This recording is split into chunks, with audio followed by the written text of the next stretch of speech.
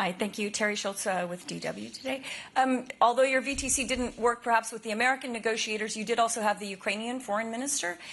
Is it your understanding that when President Zelensky says he might be willing to drop Ukraine's NATO ambitions, does he talk about going as far as changing the constitution so that that's no longer part of the Ukrainian constitution? I don't know if you got to talk to the foreign minister that much. And through other intermediaries, is it your feeling that the U.S. position is evolving so that there is perhaps more evenly spread pressure, even if you didn't get to speak with Witkoff and Kushner? Thank you.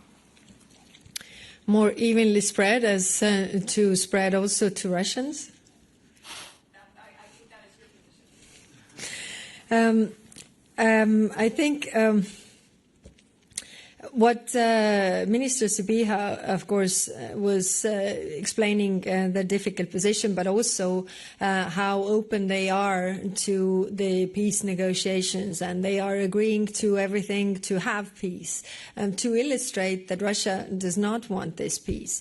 Of course, the concessions that we have heard, or the points we have heard, are extremely difficult, and to me, actually, they illustrate the Russian negotiation tactic. They just go forward and more pressure and asks, this is not good enough, and instead of really zooming out, I mean, the picture is that you offer them more, not really having a clear picture that we have one aggressor and one victim again. I mean, in order to have sustainable peace, long-term peace in Europe, we need to have concessions from the Russian side. And therefore, I mean, putting the pressure on Russia is our policy. We clearly see that they are not in good place. And if our allies would do the same, I think we would be very strong in terms of Russia as well.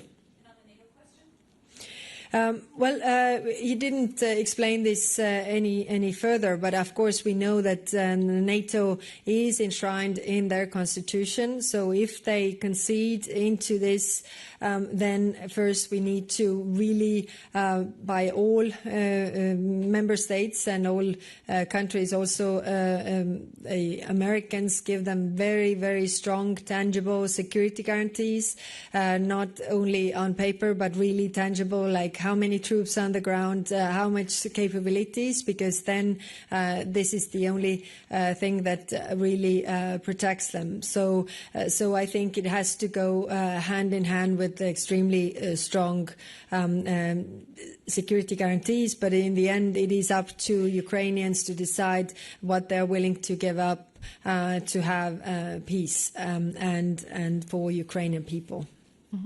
Lily?